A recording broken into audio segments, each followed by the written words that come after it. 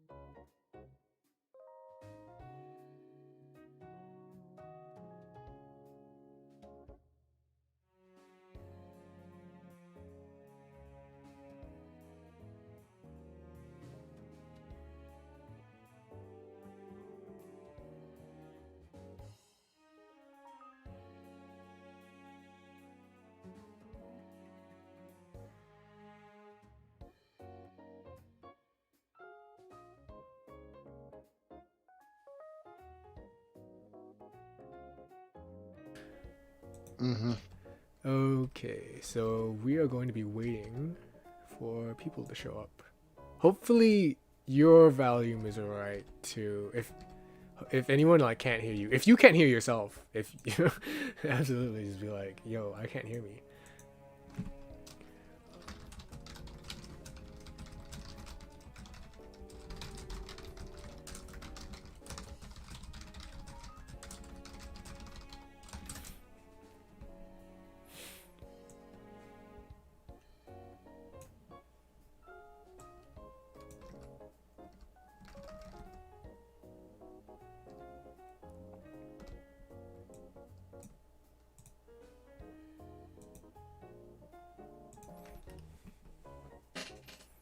Check stuff here. Cool.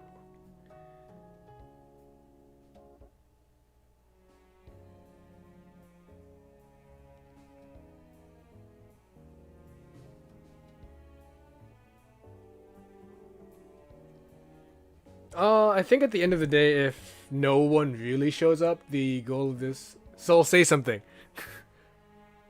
Testing 1, 2, 3. Test, test. Okay. Did you guys hear that? I think that should have been him talking. Can you see stuff again? Actually, I want to see if it shows up in the disc in my OBS. 1, 2, 3. Test, test, test. Okay, it showed up, so it should have been going through. Let's see if anybody else has anything to say about it. We just gotta wait for some delay, and hopefully we'll get some help here. They can't hear me. Oh, okay. Soul sounds good. Soul is good. Oh, okay. That's good. All right. Oh God, it's Kiachio. It'll be fine. It'll be fine. So basically, this is going to be saved as a VOD as well. So any information that's lost or whatever, you guys can just watch it later, or it'll be saved forever for posterity.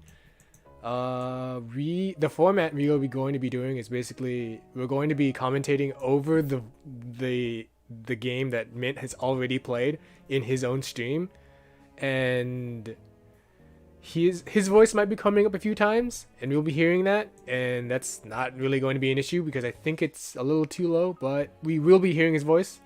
And after that, Mint will break down the video, and I have the translation right here. It's all broken down here. So we just have to go through that, and that's the goal of this entire stream, because the stuff that he says is kind of amazing. So they're saying that you're lower than I am. I'm lower? Uh-oh. I'll bring you down. Take this. Oh. Yo. Yo. I'm so upset. I don't know how to feel about that. That's crazy. Nerf this. Noted. I can't actually bring myself up. We were both at max volume, so I guess that just means you were louder than me by default. Yeah, that makes sense. Okay. Oh, where'd all my screens go? Okay, I think we're about ready to start. We've been wasting enough time. If you're gonna Don't worry, start... you can edit out all the parts you don't want later. Oh, if I do do that, I guess I'll record it just in case. Who knows if I'll want it later. I'll record it. Alright, let's get started then. We will be watching this match. We will be commentating over it. So I'm about ready to go. Are you ready? Let's rock. Alright, so this is Mint's match. So we're not going to be, unlike normal games, we're not going to be seeing like, well, real quick, we're not going to be seeing the builds like normal because Japanese players close builds. Also, this is, what is the name? It's Mint versus Hana. This is a very good match to start with because it's very, I guess we'll find out. You'll see why.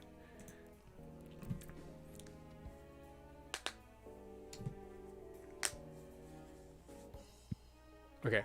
Here we go. So what build do you think this is with that 1400 HP?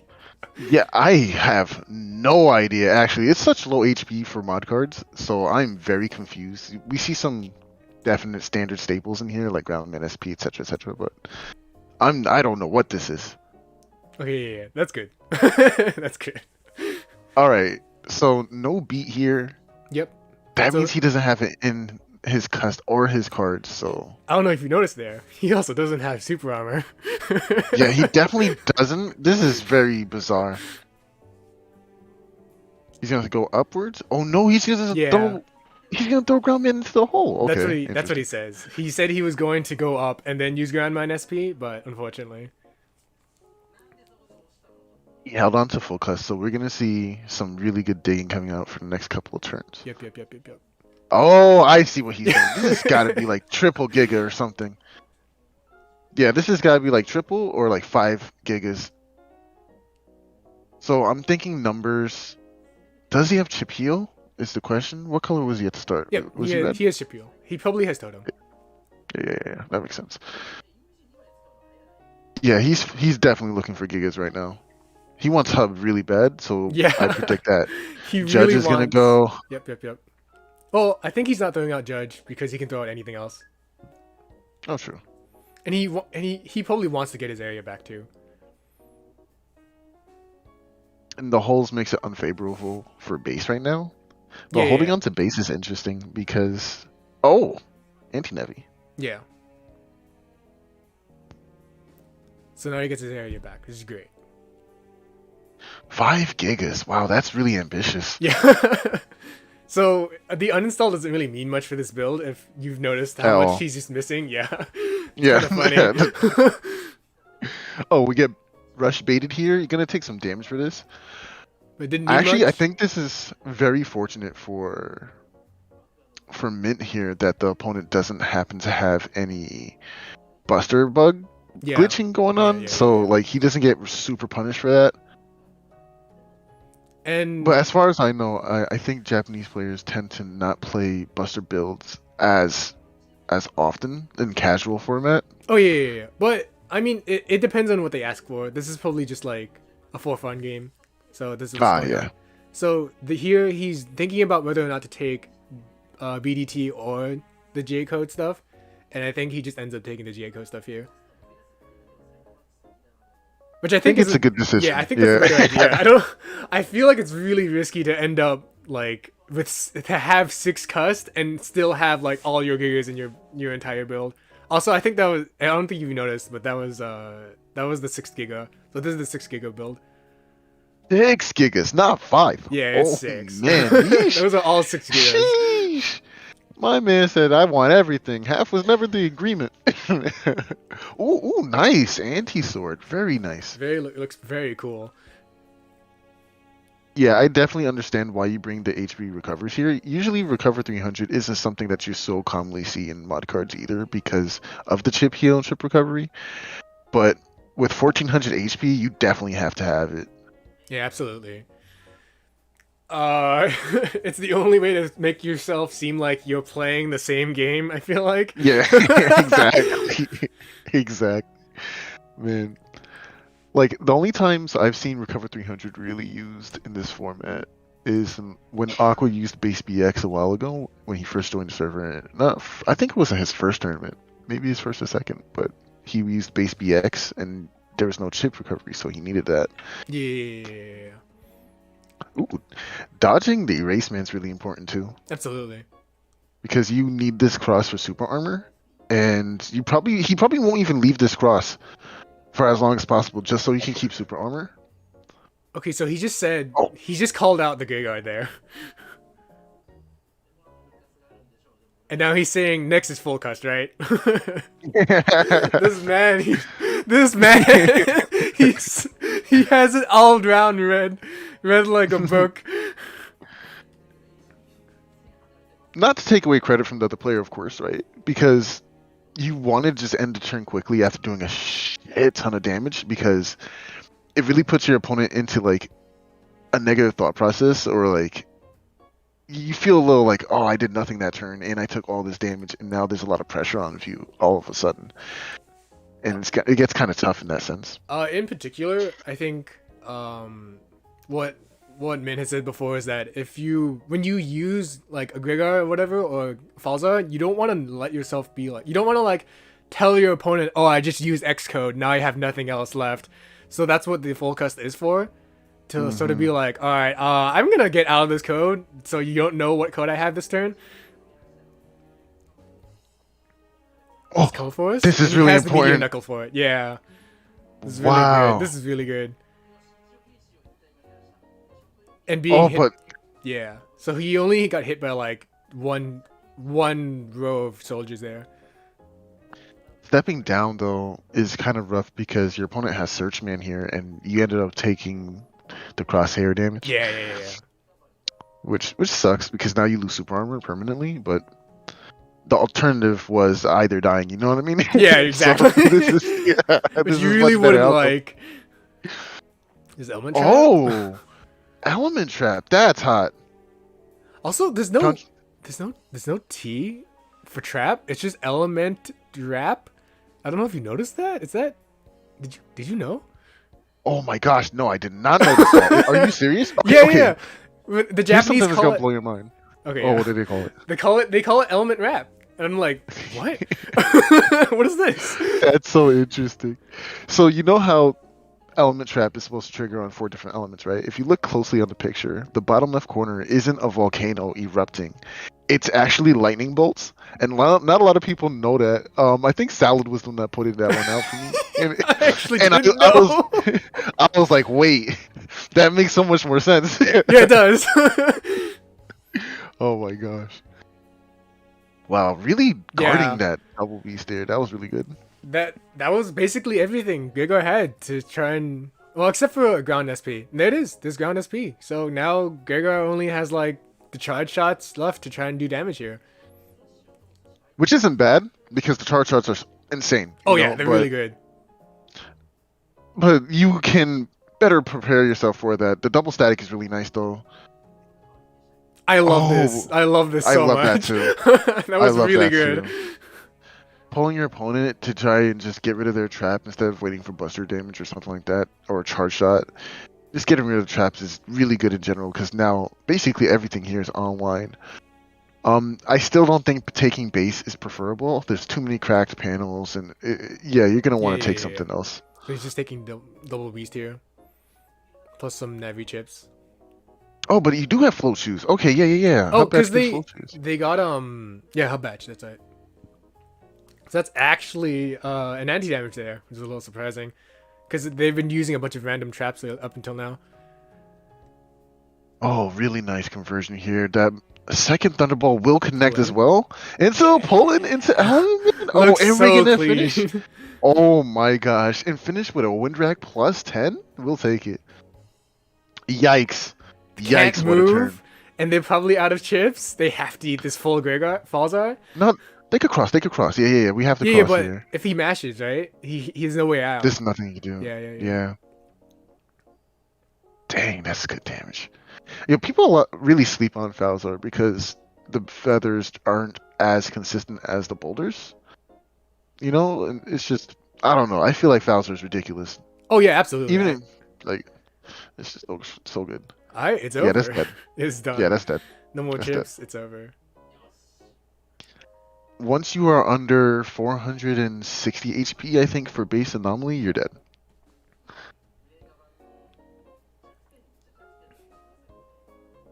Yeah, that was clean. I liked it. All right, that was really good. If you had any other thoughts about it, I'm going to move over to the breakdown. My final thoughts were definitely it's so interesting. 1400 HP. I usually tell people that if you're gonna play mod cards, you usually kind of want 1700 plus, Yeah, and 1700 being on the low end. But recently, seeing this video and watching Ame just wipe house with what was it, 800 HP that one time? yeah. It was something It was something crazy. really low. It was literally like, how did you even get that low? The starting HP is 1000. What happened? You know? Yeah, it was something absurd. Like, no, it wasn't 800. It had to have been like 1100 or something No, no, like no. It was that. actually below 1000. Like it was actually like ridiculous. Oh, right, because of the mod cards. Yeah, Correct. Yeah, that exactly. makes sense. The mod cards can bring it down. It's absolutely ridiculous. It was such an insane build, and he was capping people. It was great. Yeah. It was great. But I think that's the thing. I think your advice is still good though, right? Like you don't want to be that low on HP. I think part of the reason Mint ended up being able to win is because he just kind of played as well as he did, you know? I have to agree with that because he definitely positioned himself well. He was able to make reads on turns. You saw that he literally just said exactly what the opponent Yeah, was doing. he was like, Right "All there. right, Gregor full Like, cust." Yeah, I know. yeah, okay. I was like, "Dang." It's like it was somber how he said it too. It was just like, oh, okay. Maybe It's all right. it was okay. I made it to sound. I made it out to be somber, but no, it was just sort of like, yeah, he just knew. It was definitely he definitely just knew, which is oof, that was scary. I was like, dang, I didn't, I had no idea. How did you know? Um, Honestly, the only reason why I can follow what the thought process is, trying to mask the fact that you don't have anything after using Gregar is really smart. But I've seen Salad and a lot of top players like Symes and Nerith over here do the same kind of strategy where they'll have an off-code SP Navi like Aquaman. They'll throw it out there and be like, all right, turnover, you know. So that's a strategy that we've seen a lot in the N1GP as well. Yeah. Okay, that's it. Okay. I think that is actually what Mint brings up at some point actually later. It's basically like when people have an off code like singular chip, they like to try and mask it with those random star code Navi chips every now and then, and it kind of makes it seem like, oh, so that is now the time that off code chip is gonna come in now. That's really interesting. Yeah. All right, so what's the breakdown, brother? All right, breakdown is that. Hold on. I'm gonna move the stuff on the stream. So I'm gonna move this. Oops. Click on this. Move this and move it to the side. Move this to the right side. And get up. Okay. So it's here. Oh wait. Oh, you can't see the text document, huh? All right. So there's a paste bin. You can look at that instead if you'd like to. I think that would be more convenient for you, maybe? I don't know. Because you can't see the stream, right? Or at least it'll be all delayed. It should be an issue. Let's see. Yeah, I'll just get the document. I threw up a paste bin, so that should be good. Paste bin. It's gonna be a little inconvenient because you have to dig through stuff, but sorry, this is all super unplanned. I'll put it in the YouTube chat too, since you're hanging out in there. Sure.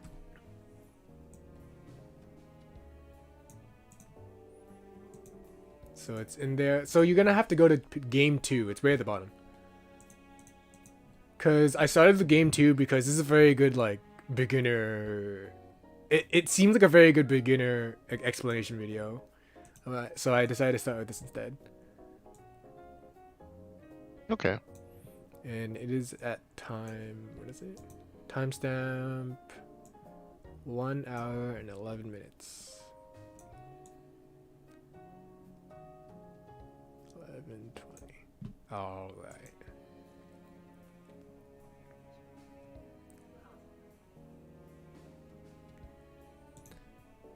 What did I even write here? I should probably raise the volume a bit on my end. Just to get through ground. Yeah. So, if I'm correct, the notes I'm looking at is for game 2, correct? Yes. Okay. So it's going to be this one again for Mint versus Hana at the very top of it. Do we know who Hana is? No?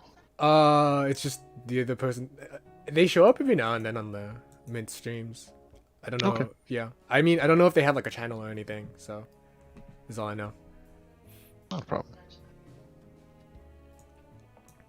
If you're ready to start going through this breakdown that he has, I'm about ready to right now if you are. Let's do it. Let's go. I'm ready. All right. So this first turn, he chooses ships to get through the folder, and he thought ground would be easy to land if the rocks were sucked up. So that's why he goes in. Well, not why he goes into dust, because he's obviously trying to dig through his folder because of the 6 gigas. But it would have been nice to have landed that SP.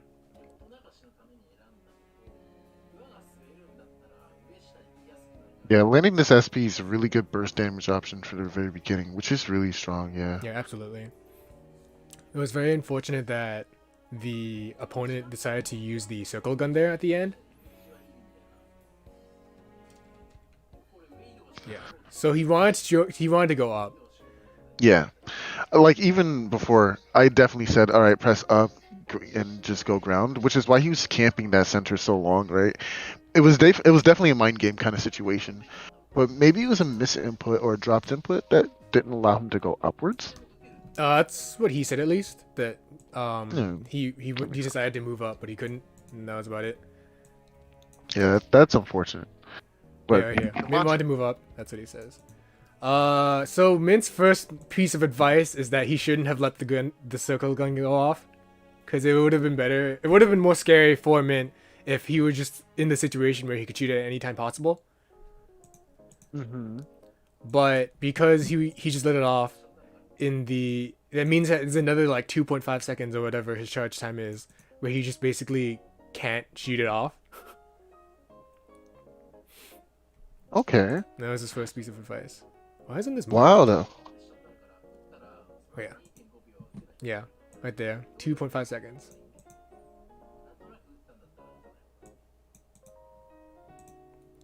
Now he's gonna throw up chips because he has full cast.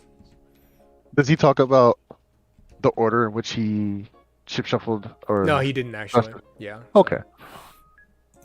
I'm assuming he just wanted to blow through stuff because he said he was basically digging for BDT and hub batches ASAP. Yeah. Um, I definitely understand why he's doing that too, because the cross damage is not what he's really looking for. He might have charge max, but and hub obviously will give you attack max, of course, but having the steady stream of BDTs is just much better for zoning and allowing him to position those Yeah. really powerful gigas like cross divide. Yeah, yeah, yeah. So that is the mindset. Oh, okay, yeah. This is the time for this. So he uses this invis here. Let me see if I move this back.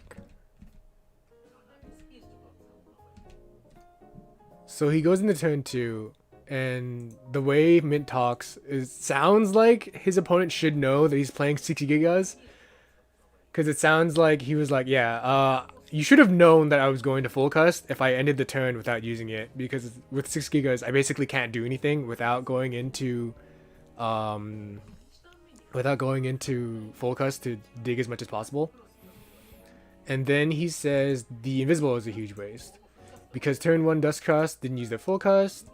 It's going to be coming in next turn. Hana in chat said he was trying to bait out an erase man. It's kind of weird. Maybe he was thinking like, oh, yeah, here's it. Here's what I wrote. Maybe he was thinking, oh wow, a trap and an invis, so juicy. Time for the value. But Mint responds with being like, yeah, I think that prediction itself was probably wrong, and the usage of anti-navi probably wasn't that great, because normally when you use anti-navi, you do want to just use it on a TFC instead, because Yes. yeah, that's what he just says. I think the biggest thing about it too, and this is why he says you should wait for the TFC, is because once you have anti-navi active, you could go for your own Giga or your own time freeze chip, right? And your opponent has now the option to change it into something that might completely wolf. Like, imagine using something like base for a finisher, and then your opponent just goes, all right, you know what? We're going to turn that into the element, man. I'll take 100. That's fine. Yeah.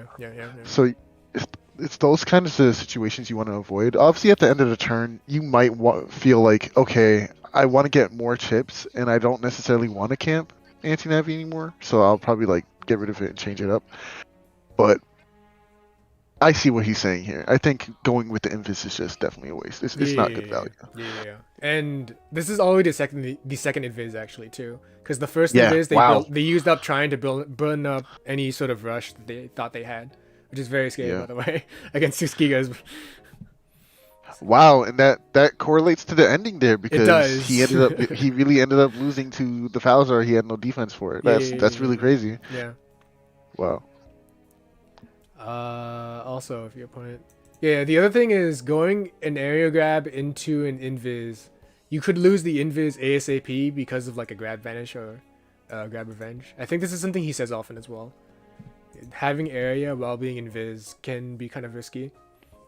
But obviously there's no grab banish or revenge in this build, so that wasn't a problem for Hana here.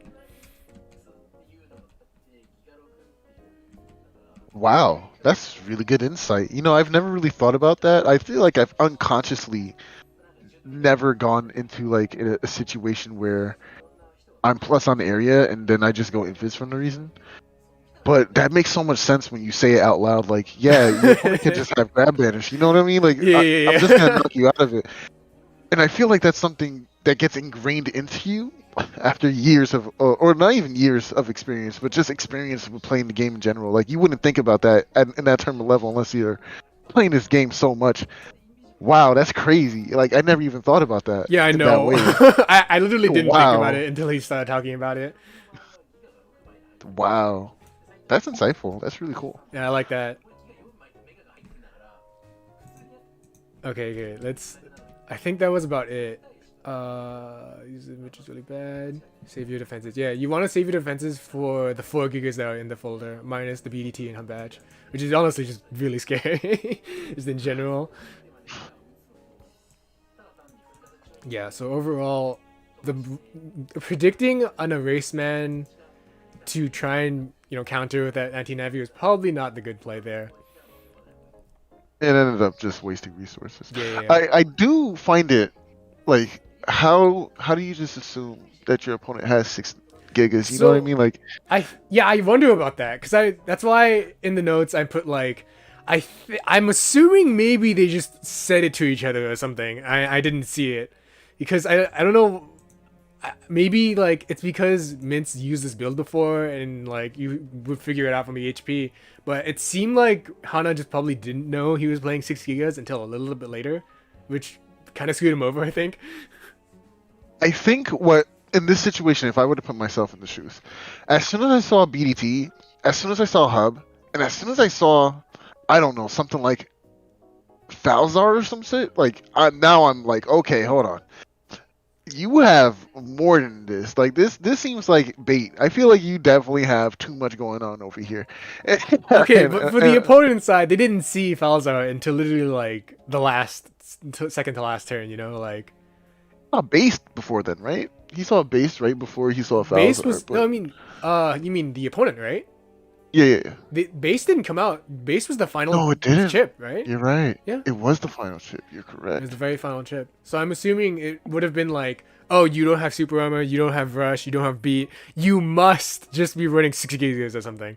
I'm assuming that's the logic there, but he didn't really go over that. How he would have known it was 6 gigas, like in like as a concrete reasoning. Yeah. Okay, so turn 3. Yeah, so he's gone through a bit of his folder. He's still looking for BDT and hub batch. Yeah. So he's not going to really be attacking. He's just gonna. He brings ground man to check for the beat here, Of and then he course. goes for the judge man. Groundman is the most common chip used for beat bait because it's simply the strongest, Yeah. and it can decross slash if your opponent ends up not having a check for it or beat to stop you. Like, it's just way too good of a chip. Yeah. So there's the Obviously, anti-navi. yeah. Sorry if you want to go on. I can wait. No, I just feel like Groundman is debatably the best beat bet check in the game. I don't know if Blastman's really good for beat bait because it allows you to destroy back row objects and stuff like that. But the damage on Groundman Star is just what makes it so valuable. It's so close to 200. 180 is really solid off of one card. Yeah. Yeah, definitely the best beat bait. And it's the fact that it's star, and I think that if you're playing against like not Gregar, it's a pretty safe thing to just throw out. Hmm. Yeah, so because all the utility really is for is at least for utility wise, it's basically only going to be for getting rid of slash or making holes. That's true. Oh my gosh. Yeah. That's pretty big too, actually. Okay, so turn 3. Oh, actually, I wanted to comment. I put my 2 cents here. So just to kind of talk about that anti-navi a bit more, the fact that he set it up, that Hana set up the anti-navi here, and didn't wait for a TFC. If Hana waited for a TFC instead, it could have been possible to get rid of this Judgment SP, which could have been more trouble for Mint here. But Mint did have the area grab, so I guess it would have been too much trouble, but it would have been more value for Hana to like take the SP here as a TFC right here, in my opinion. Interesting. Okay. Okay, so back to what Mint also saying here. The turn when Mint is trying to take back his area is great timing to pull a great. Yes, yes. Whenever people are trying to take back area, it's always a good timing to just use a huge ship like Gregar or something like that. Yes. Because yeah, he always talks about this. If they're trying to use a grab banish and they have to return their area, just use a huge ship. Because it's either they TFC that invisible they got queued up next, right? Yeah. And lose out on getting this area back, or it's like I've noticed that very much actually. Whenever you're plus on area, that's when they start wanting to pull out your judgments, your wind racks, your grab banishes, your area grabs, and now I can just punish you for it so hard. Yeah, absolutely. Because no matter what they end up doing, they either take all that damage or they don't get their area back, which super sucks.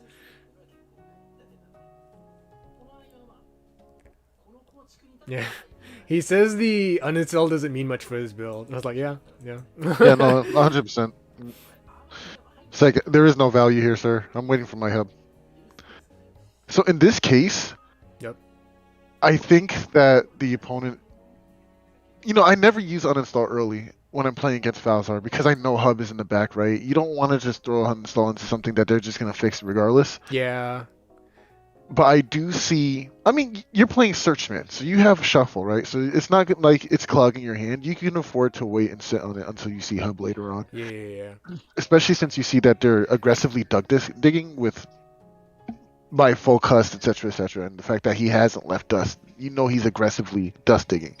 So that fact alone screams, okay, he's going for Hub.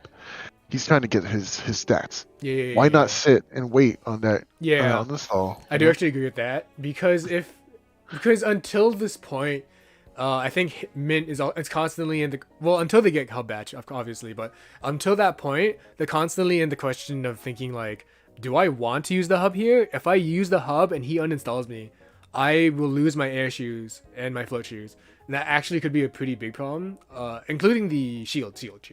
So you lose all that stuff, and suddenly the holes that are being made are suddenly a huge problem. Yeah, they start adding up real quick, yes. Definitely a later game situation for that would have been better.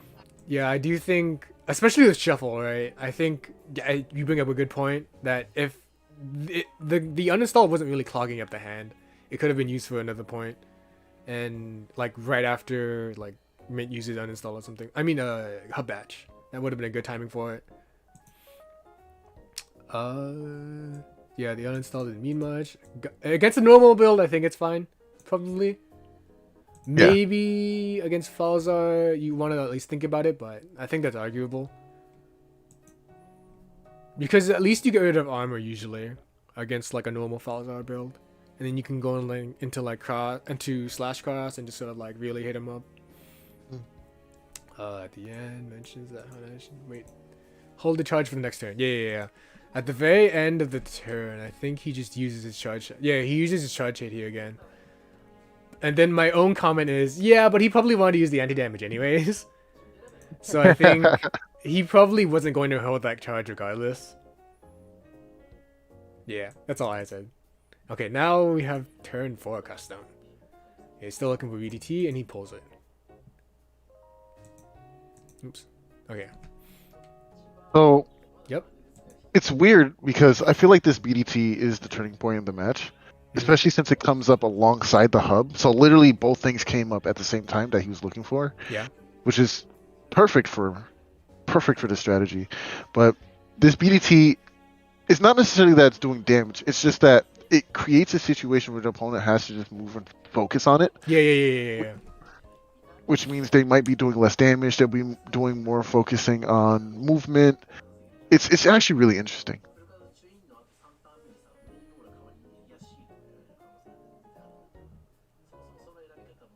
Yeah. Okay. Yeah. I agree with that. Because I think the opponent focuses on the BDT at some point, but I don't think they play around it very well either. I think we can point out a few points here and there where the opponent doesn't actually doesn't actually like use ships in a manner to try and disrupt the BDD charge. I think in particular, you can try and mention later. Yeah. So Mint says that bringing the hub batch here was the correct play. Yeah. To get the 8 cust, because you could end up with alphabet soup, especially with all these Giga chips in the hand. Yeah, I 100% agree. Bringing J codes here was the best call. I should go for it. Especially since his HP so low, capped out at 400, 1400, so you were getting good value out of this recovery regardless. Yeah, absolutely. Oh, it's turn 4. Okay, yeah, he assumes anti-sword from not moving after this anti-damage here. I mean, he uses a trap here and eats it. He was like, yeah, it's probably anti-sword. Aura comes up. He's an area grab, and that means he can decross the dust cross here with his charge shot. Yeah, he can't do anything about that. Which makes bring that hub batch this turn so important, because now he was able to block not only one of the crosshairs, but he was also able to get that cust 8. So no longer really needing the dust, because I have all this cust available to me now. It was just really good. Really good sequencing. Absolutely. So in the turn 5 cust, he's saying that Hana should have gone into slash cross, bring area grabs, bring slow gauge, and just start attacking. And I think that would have been a really good idea in general, because he would have been able to get more damage on, even if one area grab was set here, which I believe does. Oh, this is actually a really important turn. I'll give you a second. I'm gonna talk a little bit more about this, but if Hana went slash here, they could have, even if they do have the super armor here, it just would have been more damage in general, I think, just compared to the circle gun charge shot. It's pretty slow. Honestly, like, you were gonna take a lot of damage from the slash turn anyway, and especially in slow cage, he probably could have killed him. Yeah, right? Honestly. Yeah, he probably could have killed him. 160 per slash, only at 878. It definitely would have. Well, okay, no, he has chip recovery and he has 4 chips in hand, so he definitely would have recovered a good amount. But it would have really sucked for Mint. It would have been really, really bad situation. He should have lost here, honestly. I don't remember exactly what's in his hand. I know it's Windrak. I forget what else he chooses. We can check. We are in the world of we can do whatever we want. Right.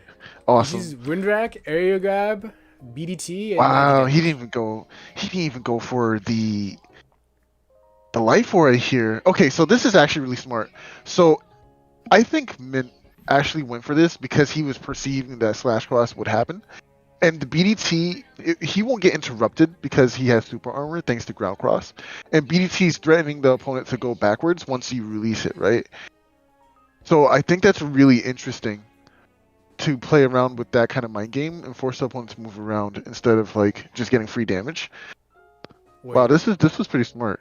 And he has Windrak and air grab too. Okay, so why do you think it would have been why do you think that Mint thought it would be a slash cross turn? I mean, obviously he does think that it would have been a good play. I guess that makes sense in that sense, because if Mint expected his opponent to play the way he thought he should be playing, that means yes, he predicted slash cross to some extent. But I think it would be weird. It is a little weird that he didn't take the life aura, actually. If there was a prediction for it, or what do you think? So you have the Windrak and the area grab, right? Yeah. So that does one thing for sure. That forces your opponents to have their own grab again, right, to get advantage. If they don't have that grab and they're in slash cross now, they can't do anything regardless. The second thing is the BDT. The BDT is going to force them out of their front row regardless, because they have to move around to avoid it. And if they do try to go for a slash, it's risky because you can end up just getting hit by the BDT. Okay, yeah. That I'll take. Yeah, that makes sense. Right? And they are in ground cross as well, so they can't just stagger them or anything. Right. So that's why I'm kind of thinking along that lines. And while the first BDT is out, of course, if it's going to be moved to slow gauge as he had predicted, or as he had suggested that would have happened, yeah, then I'm getting more. I'm getting 4 of these Okay, this turn. yeah. You're getting more out of the BDT in theory, I think. Right. Or at least you're threatening you're threatening the slash cost that may be coming up, at the very Yeah. least. Yeah. Right. Okay. So this is the turn where Hana goes Erase Man, Element Man, and then Gregar. So the first thing Mint says is that using this order is wrong. It just stated wrong. Yeah, this is the turn where he goes this. It's common in mod cards. I guess also in not just mod cards. It's common in general for people to use things like Element Man to try and bait out defenses, to try and like, make them use their stuff so that they can TFC Gregar or something like that. In this turn 5, and Mint says that if Hana wanted to land Gregar, he should have brought it first. That should have been the first ship he brought, because there's a very high chance that Mint just brought like a Windrak, as his first ship to get rid of the Life Aura. Wow. You know what? But I've seen that happen to me before with Ame. We were playing some scrims. I was playing base BX. He was playing I don't remember what he was playing. It was a really good build. That's all I remember. I don't remember the exact HP. But the point was, it was a triple good build in Gregar, and he had Delta Ray, and he had Life Aura up. So obviously I went Tengu. I went with an attack option to just like be back and then just put him pressure on. And he just started off with Delta Ray. He was like, "Nah, I'm not waiting. There's no TFC baiting we're doing here. If you don't got it, you don't got it." Oh, you went into Tengu? Yeah, I went into Tengu to get rid of his Life Aura. Okay, I didn't know he had Delta Ray. But he pulled it out, and I was just like, "Yo, that's pretty yikes." But my point is bringing that story up is he led the Delta Ray.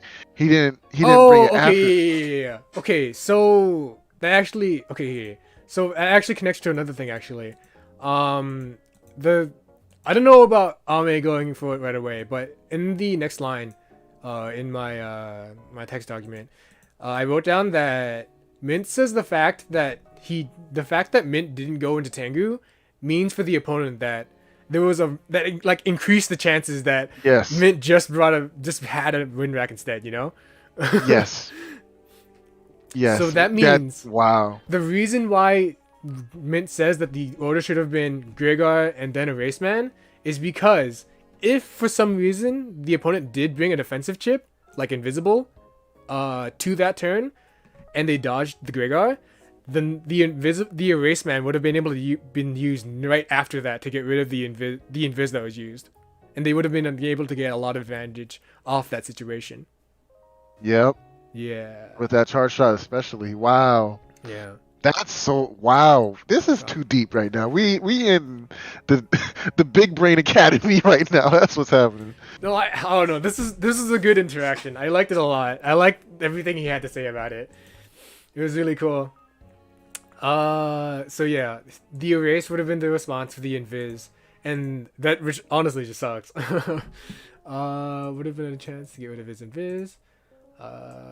Yeah, he would have gained a lot of advantage. Oh yeah, this is the part where Mint is all like, "Yeah, this is a little rude, but yeah, this was a good textbook match, a bad textbook, a good example of what not to do." Yikes. Yeah, I like this a lot though. Good interaction.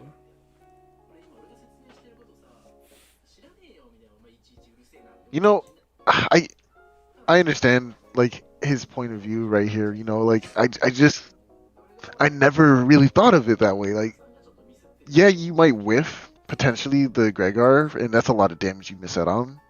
But the follow up is just so strong. Yeah, the follow up. That's what really gets me. Honestly, the follow up to be prepared. Like, oh yeah, you use the Invis to get around my Gregar. Don't worry, I got the thing to get around the thing you guys got around my thing for. You've activated my trap card. Actually, yeah. That's crazy. Wow. Obviously, he didn't have the Invis to be able to do that, but just sort of like predicting the opponent's actions there, I like that a lot. Hold on. Okay. This is good. Yeah, Yep, yeah, let's go. yeah. Okay. So according to him, he started to think, he started to sniff out the Gregor from the Erase Man. I don't know if you're looking Like, at the text document, but I'm in I all am. caps. Okay, yeah, in all caps, I have it say, he says he started to read the Gregor from the Erase Man. What? So he was like, all right. So it was a little strange to see the Erase Man first, since it was perfect timing. This is perfect timing to use a huge ship. So he wanted to use if the opponent wanted to use Erase Man, they should have been using like an area grab and then coming in, and then using that Erase Man there, or maybe then Erase Man to maybe cancel a wind rack. Yeah, to cancel a wind rack to get of trying to get rid of the aura. And yeah. This is the other weird thing that Hana brings Erase Man when the opponent has no defenses on at all. There's no anti-damage up, there's no invis up, so it just seems really weird to mint here. So he's starting to suspect, oh, maybe his opponent is trying to just get rid of his defenses here to launch his huge chip. I think is the mindset here. And also that one mindset we talked about earlier, basically sticking star code chips on top of the X code or the weird off code thing that you have to try and what's it called? Like mask the fact that you have an off code chip. Yeah. Yeah. So he brings that up here too. Yeah. It was just the feeling that he had. And as he hit the point where he saw the Element Man, he was like, yeah, Element Man. That means Gregor's next. Yeah. The other thing he says here, which is actually really interesting, is that when he uses the BDT, he distinctly uses it in front of his opponent, and he was like, I could have used the BDT outside of the Gregor breath range, but I specifically chose not to. I think It somewhere was a around. call out. Yeah, it was a call out. He thought he wanted his opponent to be in a position to be able to shoot the Gregor because he has the anti damage set up after it. His thought process was, okay, so he probably has one more chip and then Gregor, and I'm going to be hit by by something when using my BDT. And then he has the thing. While he's in that stun, he's like, all right, I'm going to be in a situation where the opponent will want to shoot the Gregor, and because they're in that situation, I have the anti-damage to answer that right away. Could have read BDT. Yeah. He would have just gone to the corner instead. Mint would have deep PDC the anti-damage on the Element Man. Oh yeah. He adds one little bit about what could have happened if the opponent were playing chip destruction. That would have been a timing for Mint to use the anti-damage on the Element Man, because he was probably going to lose the Anti-damage anyway. anyways. Yeah, but obviously he wasn't Absolutely. playing a chip destruction, so it wasn't an issue for him here. Once again, Larkman changing how you play. Yeah, actually. Honestly, this isn't the first time he brings up, yeah, if you were chip destruction, I would have done Y sort of situations. I mean, Oh, okay. that just goes to show you how powerful Larkman is. Like, Absolutely. it is really good. Okay, so one thing he also has to add here. He talks about Circle Gun as a charge shot, and he's saying stuff like, yeah, you shouldn't have been trying to use Erase Man and Element Man to try and, make your opponent use defenses, because these aren't the tools to be trying to be doing that. If the opponent were using like chip destruction that would force the opponent to use defenses and stuff like that, then Element Man would have been Element Erase Man maybe would have been better ideas to bring like in that order just now. But because basically the opponent had no tools to confidently get them to use their defenses, I think he says like Gregor would have been good to just use first. Like the explanation he gave before stands because he had no way of making his opponent use chips. if that makes sense. Basically, no, Yeah. I follow. Yeah. He read the full cust too. Yeah. So basically, full cust usage again, because he's using Xcode. He doesn't want his opponent to. It's common to not want your opponent to know that what your code is, so they don't know what chips you're using. So using full cust right after the Rigor was very just like on point of what he was reading. So now we're thinking about Coldforce. Yeah. So now in this next custom turn for turn 6, he's thinking about, okay, now his opponent wants to hit me with Coldforce. So I think it's really funny that he's thinking, alright, he's going to use Coldforce. Do I bring the Invis or the Life Aura? He chooses neither? He says stuff like, yeah, I wanted to get more value off of them. So he chooses the Meteor Knuckle, which I think is kind of spicy. So this is what's crazy about it too, because the Meteor Knuckle literally ends up being the better choice in the situation. Because if I remember correctly, Ana did use a Windrak in that turn. Did he? I don't remember. Let's see. I'm thinking he did. Let's see if he did. Also just to look at his ships, he chose. What was it? I think he takes Wind. Oh no, he doesn't. I don't know what that enemy chip is. I didn't pay attention. All right, so it's yeah. Sorry. So the area grab is the first sign. So area grab is the first chip, and then he uses Invis next, which is really weird actually. Mint brings that up actually after this, but he uses I think area grab, Invis, and I think an element trap. Yeah, Invis. Yeah, he was like, yeah, don't put that Invis there. Yeah, Ana, I love this part. Mint doesn't understand the Invis usage here, and according to Ana in chat, neither do they. Yeah, wait, yeah. Yeah. Wait, where is it? Yeah. Mint doesn't understand the yeah, right here. Yeah, that's what he said. I was like, yeah, I know. Yeah. Oh, that's so funny, bro. He was just like, yeah, man, I'm just enjoying the game. I was pushing buttons. I had this much of advantage. There's no way I was gonna lose, right? And then I just look at the end of turns. At the end of the game, you ended up losing to Falzars, and it's like, I wonder where your emphasis went. Bro. Yeah, literally. That's so funny. Holy cow. Yeah, so that's all 3 chips. The next thing here is the Coldforce plus 30. So that means that's all 5 chips. There was no like Windrak or anything. Nothing. No. Yeah. So Life Aura would have blocked it altogether. It would have, here. Yes. But I think it's very common to assume that Life Aura, that Windrak would have gone with the Life Aura. I mean the Coldforce. I think that was a fair assumption though. That's a fair assumption to think that you wouldn't get the value off the Life Aura because of that situation. I definitely agree with not taking the Invis though, because you do. You can save. Well, you can save it for like a TFC later on. You know what I mean? Yeah. But this is scary. I think also just considering the situation, since Erase Man had already been used, Element Man had already been used, it would have been pretty safe to bring it though. Yeah. Sure. Yeah. That's all. Mint gets out of this turn really well because of that entire thing. Yeah. The entire situation. It's pretty ballsy. I gotta say it's pretty ballsy. When you actually sit down and look at it, and you're just like, whoa, like he just brought a Meteor Knuckle.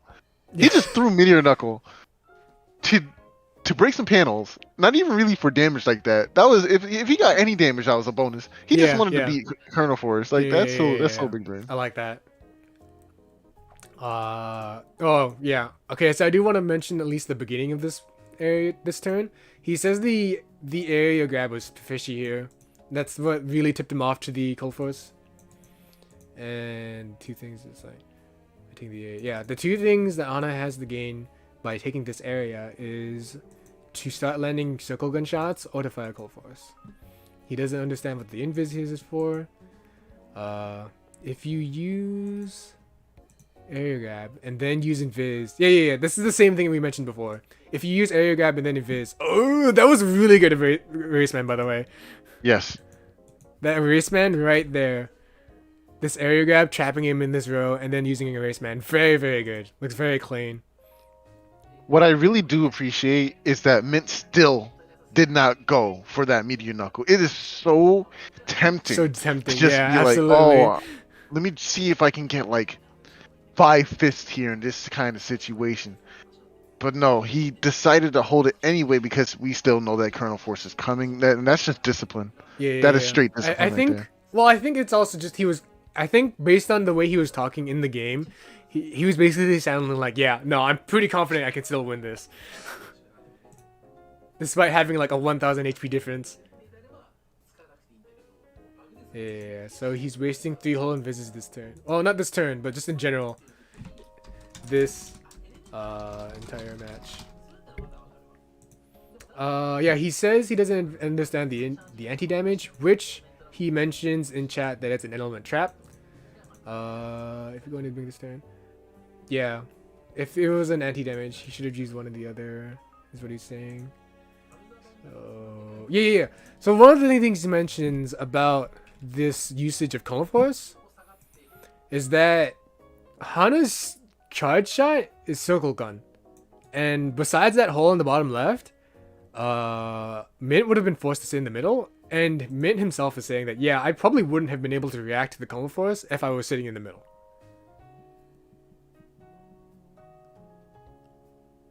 You see what I That's mean? a true point. Yeah. That is a very good That's point. what he was saying. So that's why he's saying, like, yeah, you should have held your charge shot, pretend maybe that you didn't have anything left, and then shoot the Cone Force while Mint was sitting in the middle. Yeah, the Cone Force. There's no way he would have reacted to that. No. Yeah, at least most likely not. And even if he did, like, I don't know. Actually, I take that back. It's kind of like reacting to near variable. You always think you will, but do you? I mean, I feel like people like in panic mash A, but I think in the situation here, maybe it might have been a situation where like maybe Mint would have been like 3-framed or something. Honestly, I think it's super possible if they get like hit by the stun here when trying to use if they were standing in the middle, they saw the Cold Force and they tried to mash Meteor Knuckle, they might have just like not have gotten that out, you know? I think that might have been a possibility. Besides the hole in the bottom left, by the way. I do notice that, which I think Mint doesn't actually not bring up. Okay. Yeah. Yeah, he talks about the circle gun here. He could have forced him into the middle row. That's kind of the mindset I had when I was playing Searchman. Yeah, absolutely. Like, force your opponent to be thinking they're safe. That's how you get things like Delta Ray. That's how you get things like the dragons to hit confirmed. Like, Search, it just forces a mindset of I want to be safe in the middle, and that's where I will be, and that's where you get your punish. Absolutely, yeah. Yeah. Okay. So he launches the Meteor Knuckle here, and he takes this row of soldiers, dodges this one, and then he hits him with the circle gun here before this final row of soldiers hit him. So he gets out with, I think it's like 100. It was 60 times 3, right? So 180. So he misses out on 180 damage here. That's really crazy. And that matters. Look how low his life is at this point. It really did matter. Because he ends up with like 200 something HP at the end, I think. Yep. Yeah. That's like literally Buster Shot. Yeah, Buster or charge range. shot range. That's crazy. It was all basically, he could have taken that. I think someone in chat, he said he just got anxious. Yeah, he got anxious when he saw the Meteor Knuckles. Like, Meteor Knuckles, what the? And then he just let it go, you know? I mean, how do you not? You know what I mean? I know, it's right? Meteor Knuckles. It's Like, Meteor Knuckles. yeah. Most people jump out of their sheet for that.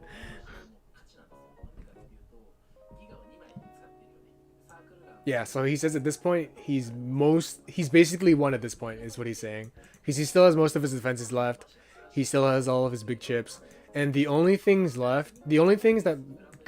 main things that Gregor uses for damage in this, it's in the turn 7 custom section. He says the main things for Gregor to get damage are Slash Cost, Gregor, and Cold Force. And bonus damage is from Ground SP and Double Beast. and he's already stopped 2 of the main ones, and Slash just hasn't been happening. And I think he also at some point mentions that he doesn't think Hana has really any aerial grabs left. So I think at some point he stopped thinking about Slash Cross as well. So the only things he had to worry about were ground SP and double beast here, just in general. You know, that's another interesting thing to bring up, and this is something I often get trapped in mindset-wise when I play my Searchman build. I'm like so attached to the circle gun child shot, and I just want to do that. I want to do that. You know what I mean? I don't want to play like Slash Cross when I'm here trying to shoot my guns. Yeah. You know what I mean? But sometimes you have to play. You just have to drop it. Yeah, you just gotta let it go. Like, you're Gregar. Do Gregar things. Yeah, absolutely. Because that's one of the biggest things about Gregar, and it's just sort of going into Slash Cross, starting to slam your opponent with all your all the things that make Gregar big in general, and it's definitely not the charge shot circle gun. It's definitely not. Yeah, not in this situation at least, right? Yeah.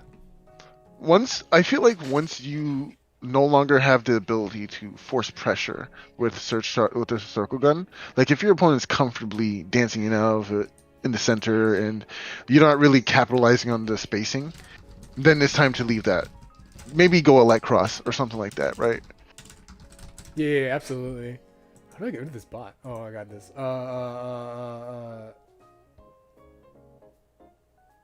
Remove? Is that it? Did I just remove him? Remove. There you go. Here you go. You can be a mod. Wait, how do I do that? Yeah, you can be a mod. So now you're a mod. Oh, ooh. Oh, I was about to do it. Dang. Okay, sorry. No, there'll probably be another. I don't know where they're coming from. But yeah, so you mentioned going into the crosses, right? And as Gregar, getting your damage that way. Yeah.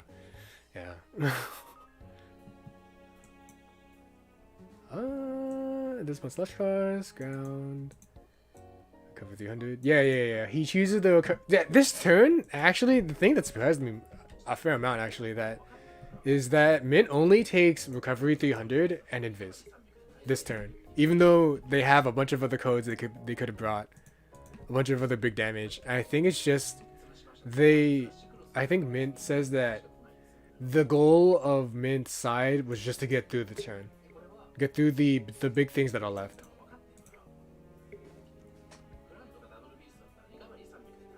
You know, there were many times where Mint was clearly in disadvantage, and he was just able to push through that. Like, it's crazy.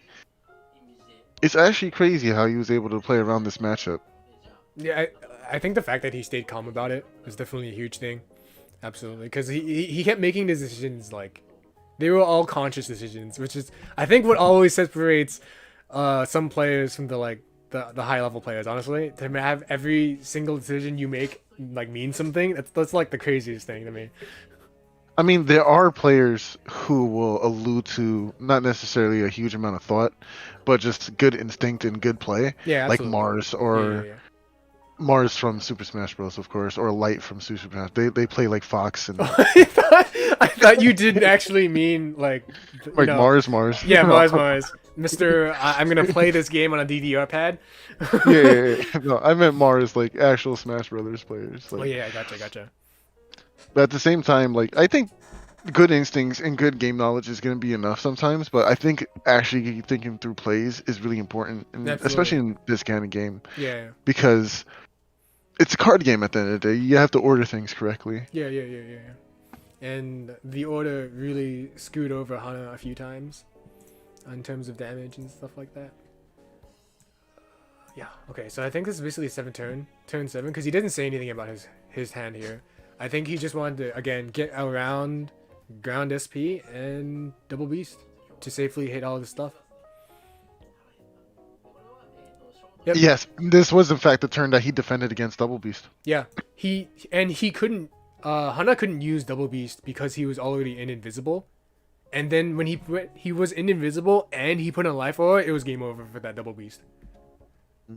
Yeah, he says that Mint says that Min says Hana should not have put Double Beast as his first chip, because I don't know if you remember, but after the Double Beast, he pulls out a Wind Rack, meaning he made the conscious decision to choose Double Beast first and then choose Wind Rack. Granted, in this situation, Mint has an anti-damage, so In I don't hand, think so. It would have landed, probably. Yeah, Unless they were threatening with charge shots with like Electros, which they actually do go into Electros next turn, which is something Mint brings up actually the next as well. So yeah, he goes into this, and he has both the aura and the anti-damage. But I do think putting the Wind Rack first would have almost have certainly been the correct play. At least better than what he did. Because it would have at least given him a chance to land this Double Beast here. and you can tell like there was a lot of pressure on Mint's side too, because he did just go for the life aura. You know what I'm saying? Like, I don't know. That's really interesting. Yeah. Oh, I think I wrote it down here. Hana says he forgot. He forgot he had life aura left. Which Yikes. is big yikes, yeah, honestly. Yeah, and this too. Turn 9? Yeah, turn 9. Mint says Hana had no reason to do the ground cross here. Because he had like a gazillion more HP than him. He had all the time in the world. All he needed to do was just pressure his opponent with charge shots and make him use the anti-damage when they were in the invisible from taking the damage from the charge shot. And after that, they just have to pop the anti-damage and they can land the ground SP there. That would have been another 390 damage if they had landed, but it didn't. That's really crazy, man. Like, think about how powerful Gregor is. It is, yeah. Charge shots, like that's literally all. The charge shots are so good. And it's like so much pressure from that.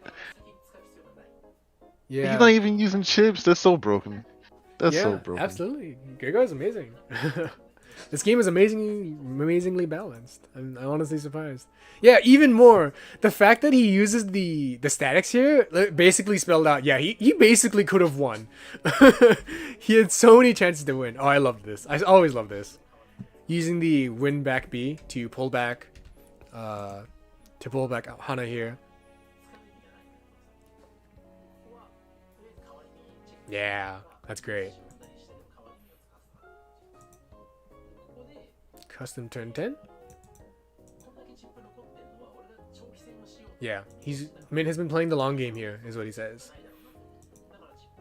And he says that Hana could have caused some trouble with Slash Cross, but he says he stopped thinking about Slash Cross because he thought he had no area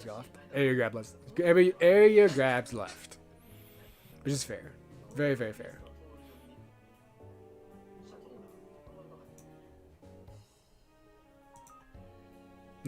Turn 10, the anti-damage TFC was good. Also, if you're saying anything, I can't hear you. No, I'm just listening. Just making sure. Sorry. Yeah. And then he gets a lot of damage off this combo. Yeah, this is really gross turn. He even got the backward step. Oh, this was gross. Yeah. Double damage from this. Still in paralysis. This is a huge turn. Yeah. Yikes. And then he's stuck in Falza range. So it's either you take 3 hits or you take 2 hits by stepping forward. I think stepping forward was always the correct play in this situation. Yeah. But he can mash too. Like, he doesn't even get to move. He just he doesn't. He just mashes it. He's like, nah, you have nothing left. There's no way. 700. Dang, that's a lot. That was 4 hits, I think. It was very solid. Yeah, that was 4 hits. That was 4 hits from Feathers, 3 hits off of the wind. He's just chilling. Going into Charge Cross is good here, though, right? Yeah, because Charge Cross, you can at least charge tackle into these things, and now there's base. There's the boy. There's the base. This is my guy. And he played that really well. I mean, I like that a lot. It was a very good round. Maybe not for Hana, but it was a good, like Mint said, it was a good example of what not to do.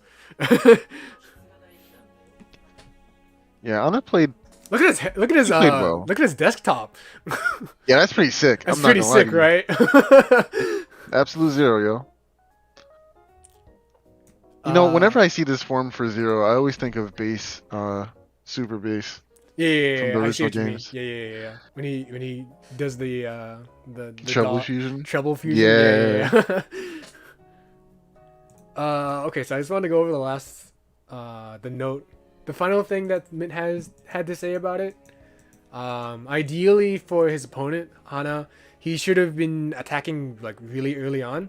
It felt like he took a little too much time to try and get hits out, because 6 gigas can't really do attacks that early on. I think this is again. I think either Mint told him or he's assuming Hana just should have known that this was a 6 giga build, because if he had gotten him into the back row with Slash Cross, he could have just destroyed him because he has no armor. Yeah. Yeah, Slash Cross would have hurt really bad. Yeah. And he has no HP, and I think it was just a lot of trouble for him. What's in chat? About to go on Pixiv looking for this. Good luck finding it. It must be there. In fact, maybe we could find it. Just doing a little bit of magic. Hold up.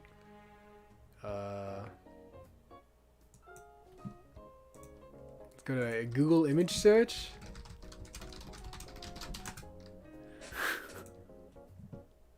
Oops, that's not a good idea. Now I just gotta do the image search. Come on. Oh. How do I search an image?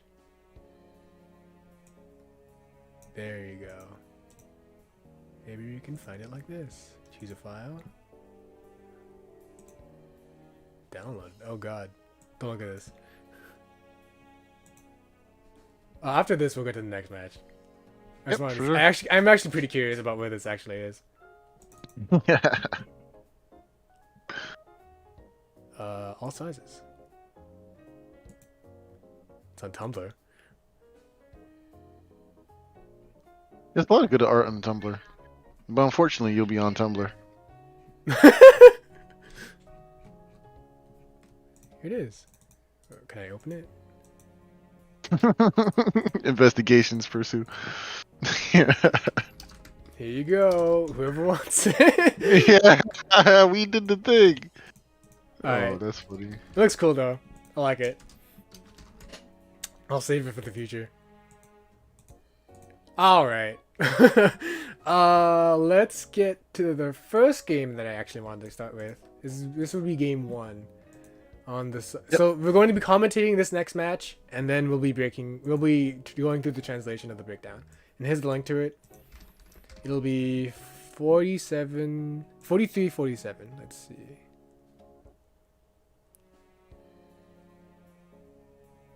$3.47.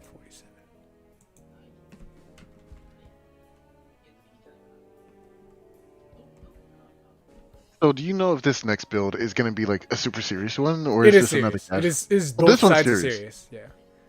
Okay. This is actually the second match that was played, like chronologically wise, but the breakdown for this happens first. If you were wondering like why the times are kind of weird. Okay. Yeah. All right. I'm gonna increase the size of the video on the stream. Oops. That's that one. There you go. Increase the size. Yeah, it's probably big enough. And we'll get into it. This is Mint versus Paraiso. I don't know if it's like from a different language or something, but it's Paraiso. Alright, I'm gonna get it started.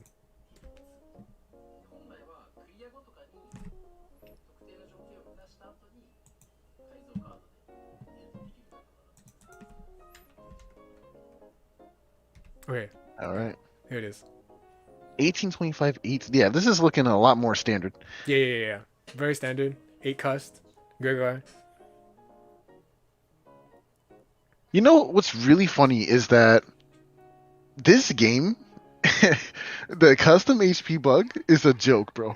Yeah, It's just a joke, yo. I Have you ever seen the custom HP bug from 4 and 5? yeah I know. Every time I look at 4 games and they have the HP bug, like I'm always like anxious. I'll be honest. Like, I need to do this fast. Oh man. Okay, so Turn one beat. we ideally you would just like have guesses for what these builds are, but for now you just gotta see what's going on. So this rush. Oh, interesting. Bubble wrap. Yeah, actually. So you have an elect body user right in front of your face, and I don't know. I feel like, oh, it's chip destruction. Oh, okay. I don't know if you noticed from, oh, he's angry. Oh, he's mad. But he has nothing to put it on. Nothing big to put it on. Could erase and try to wait for another one for static, but that's such a waste. Yeah, it really is. Yeah. So we'll see what he does to actually do here. I think he might go for a defensive turn. I actually don't. I actually remember the last game more. I think it would be a defensive turn because he knows his opponent is using chip destruction now, so he would try to put up as many defenses as he can. Yo, he immediately got another rage. Did you see that? That's broken. Okay, so I think erase was really for a beat bait here. Oh my, what is this game? All right, yo, are you kidding? He got another. Full synchro. But his opponent has what's it called? His opponent has anti damage as well. Yeah, so yeah, they have to get through it somehow.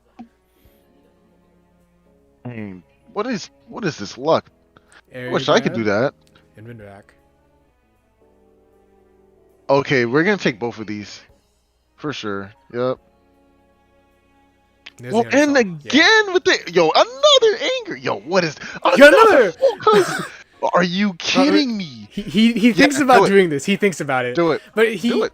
Okay, so his opponent said, "Play me seriously." So he was like, "Okay, normally I would do it for the stream, but he wants me to play seriously. I'll take my time." That's what he says. You know what? That's fair because you don't know what defenses your opponent has. Like, let's not do. If you're playing it safe, you wouldn't do it normally. Wait, does he go for it? No, he doesn't. So he's actually considering options here. I think going with element is really good because you can get rid of that holy panel. Oh, he does go for it? I don't think he does. I do recall him saying that he's not going to bring the element man because he's saving it for Sanctuary. Because he's pretty sure Sanctuary is in this build. Oh, okay.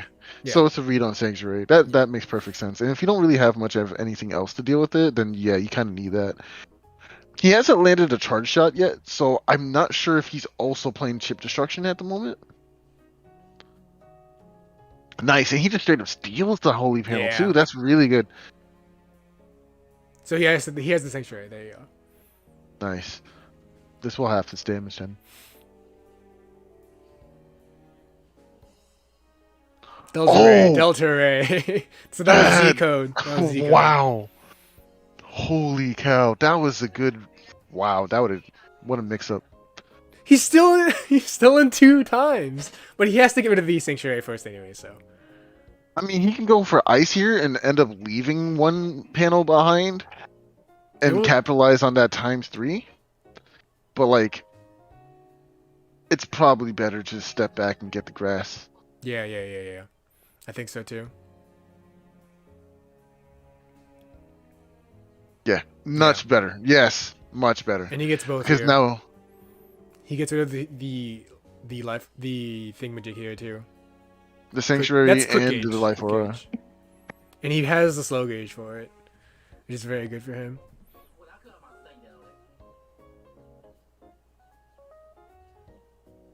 Still hasn't landed a charge shot yet. There it is. Okay, yeah, they are both playing. Yeah, chip it's double Lockman, so he gets it here. His Lockman build is so interesting. His seems to be a like offensive one, and like I think his charge shot has like 50 on it, which is actually kind of crazy to me. No, it makes sense. Like when I was playing my roll build, it's a Larkman build. When I was playing my Larkman build, I actually realized that you don't really care about the damage you're getting from the Larkman. You only care about the chip destruction. So getting the extra attack is just a waste of resources when you can dedicate it to actual things that might be able to punish your opponent after stealing chips away from them. Yeah. Absolutely. Oh, those are B code, so it's possible we might see Blast Man. Oh yes, this is value. This is big value. Wow. Wow. Don't step forward. Yeah. Stay there. Stay there. Yeah. He's gonna make it. Oh yeah, he definitely made it. This is definitely last turn. There's no way. Yeah. Okay, barrier 100 will come up. It's gonna be taken care of though. Invis 2, okay. Okay, so he has to wait. He brings the quick gauge, but unfortunately, Mint he's just laughing. I have the slow gauge. That's so unfortunate. Yeah, it really is. I have no idea how much that charge shot did. Was that 50? Rewind it. Oh, it was 50. Oh, yeah. okay. 50. Yeah, it's 50. Yeah. Yeah. And that'll be it. Yeah, he played this really well. I was very surprised it went this well. Yo, all those full sync triggers? Yo, we should be playing like their copies of the GBA file. Clearly it's different. Because I don't ever get procs like that. Maybe. Oh, I actually have once. I was playing on a night, and I basically got it like every other turn, and he just had nothing to do with. He had no option. He had no answer to it every time. Not every time, but like half of them, which was kind of scary for him.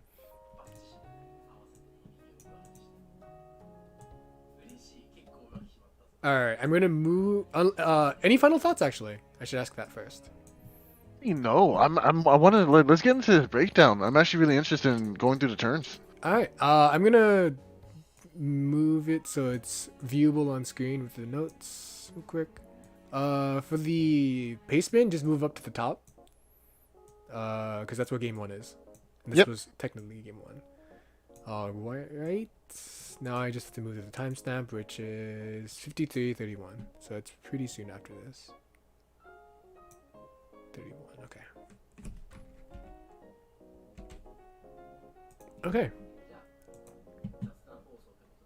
Okay, so just for this first custom turn, he spends a lot of time thinking about talking about the possible builds that both players could be using. I think I showed you this at some point before, but it's that Mint having 1,820 HP basically narrowed it down to a bubble charge shot build, a racket charge shot build, or a chip destruction build. Oh, why? It was based on the HP pool that he made this decision? Yes, that's it. Just based on the HP.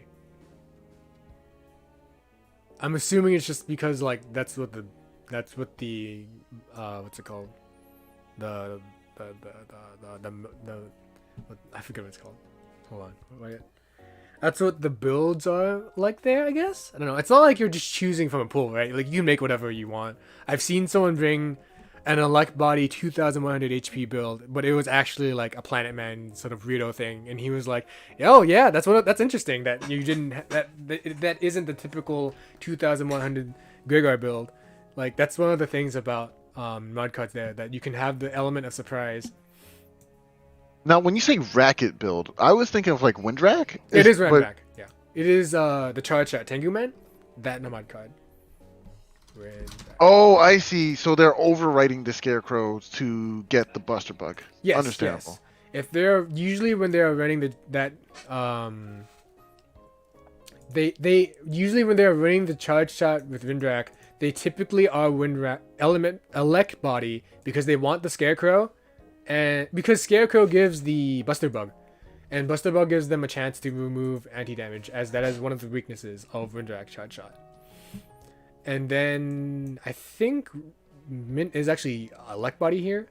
So he is Elect Body. So that wait, is he? No. Is he talking about his opponent?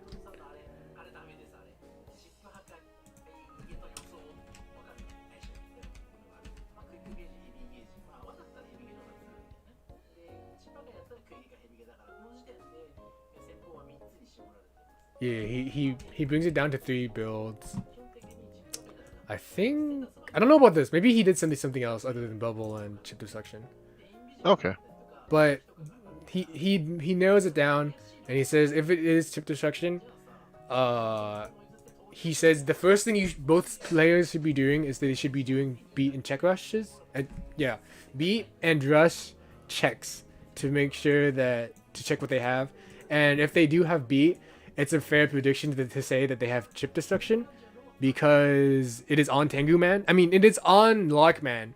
Beat is just on Lockman. So if they have beat, there's a good chance that they have chip destruction as like trying to figure out what your opponent is running. That is the mindset he's going through here first. Okay. Yeah, that's the most logical mindset. Do your checks, run the fade. You be alright. Choose a static to get through the folder. You only have the status bug. Yeah, because his opponent didn't think his opponent really wanted it. So what? Because he also didn't think his opponent really wanted to put on barrier to attack mid. I think it was a good. Okay, so I think he just didn't think it was a good idea to bring the static that turn. There, it wasn't. He didn't think he would put on the barrier, I guess. Just at the very first turn or something. Okay. Yeah. I think it's interesting running bubble wrap. I'm too scared of a lot of people bringing Dolph under charge shots, and yeah, it's so common with Scarecrow, and of course Electros is a thing. I don't know, like I always undervalue bubble wrap, but it can be really strong. I feel like. I think if you look down a little further down in the turn 1 section, it says Mint figured out what his build was trying to do. He figured out that he wanted to bring the game to damage judge because he saw the bubble wrap and the holy panel. Because those are the really like, I don't want to take damage kinds of builds. I don't know if you remember the thing. Oh, actually, I guess you weren't in that Blood Moon. But for the Blood Moon from mod cards, this is a very similar build that I actually brought. The goal is just to use anti-magic and a bunch of defensive chips plus fast gauges to try and get to the damage judge as soon as possible without taking any damage, if at all. And that's an interesting. I believe that is the goal of. Oh right, his name is Paraiso. Yeah, Paraiso. That's his goal here. So it's almost like a stall. A stall? No, it is stall. It is stall. It is stall. It is trying to not interact with your opponent as much as possible. Yeah. Oh well, you are interacting, one-sided, of course. Yeah, you're one-sided. Yeah. Do you want to do something? Sorry, I didn't really want to take it. Can you it's come gone back now. later? Yeah. You dropped your money on the walk over. You should probably go back and try to get it. Yeah. Okay, last thing. For this first turn, Mint says he should not have shot his charge shot there. Because he wants to... Generally in mod cards, you want to keep your build a secret. That's it. I agree. Yeah, because you revealed information by hitting the bubble wrap here. Just pay attention to the effect that comes off. I think that's when you should have known that it was chip destruction. Yeah. Yes. As soon as you see that plink, it is chip destruction. Yeah, you already know what it is. I agree. When I saw him shoot into the barrier, I was like, I don't think he wanted to do that. Like, even I was sitting there like, he hasn't hit a single charge shot. I feel like he should just be masking what it is. Like, I don't know what it is yet. And as soon as that happened, we knew. Yeah. I mean, I think before then, at least, before the effect came out, it would have been at least been a 50-50 between chip destruction and the bubble charge shot. Since those are the remaining options, possible builds that he could have brought with that HP. So I think that was fair to just shoot it off. But when it landed, it sort of like revealed the information. Yeah, okay. So he explains why he thought this build was a runaway to damage judge build. And it was all the stuff here with the Sanctuary, Life Aura, Barrier 200. These are all the chips he assumed he had brought at this point of the game. Yeah. So in this custom, he wanted to get rid of the bubble wrap. He chooses static. Oh, so he doesn't go to choose the static right away. I remember this. Yeah. He didn't want to get he didn't want to get his chip destroyed with the chip destruction, so he just puts on defense. This is the full cuss turn. So both players put on their life auras, and they just go into the next turn. Yeah. No beat, of course. He used it, right? He must have. Yeah, I think so. Yeah, he's At playing. the very beginning. Yeah, he's playing Lockman. He has to have it. He already exhausted it in the beginning. Okay. Okay, so this one I thought was interesting. This is one thing. Turn 3. Okay, yeah, turn 3 custom. So I think he brings up the possibility of going for Windrak. Not Windrak. He brings up the possibility of going instead for area grab to static, just no normal static, because that would have gotten rid of the life aura plus the anti damage. But he goes for area grab to Windrak instead because it's safer. Because it's very common for these kinds of builds that want to run away to be using Windrak instead. Because their goal is to string together chips with their defensive chips, like Barrier 200, Bubble Wrap, anything like that, Barrier 200. Mm-hmm. So in order to string those chips together, they need Windraks more than G-code statics. Does that make sense? I see. That makes perfect sense. So that's why he thought he probably is not going to remove my aura with a static. He's going to use a Windrak. And if he mashes out a Windrak and Mint is trying to land a static, there's a chance that he can be blown away and miss the static. That's why he did not choose static first. That is much safer of a play. Yeah. That is the reasoning for that. And plus it allows you to get some good meaty damage out of that static afterwards too, because now I can just hit you with it. He probably wasn't going to get off that much damage with the Windrak alone. So using it just to get rid of the aura here was a very good idea. I like that a lot. Yeah, much better than the foreign or the other choices. I mean, he still takes static, of course, but. Okay. So he explains that. Yeah, he goes with this order. And then the way he plays this turn, actually, in turn 3 below here, the way he plays this turn is, I like this a lot as well. He has a lot of things in mind. Yeah, he could have missed the static because of the pushback there. Wow, look at that! The literal exact situation came up. Yeah. That's why he didn't mash it.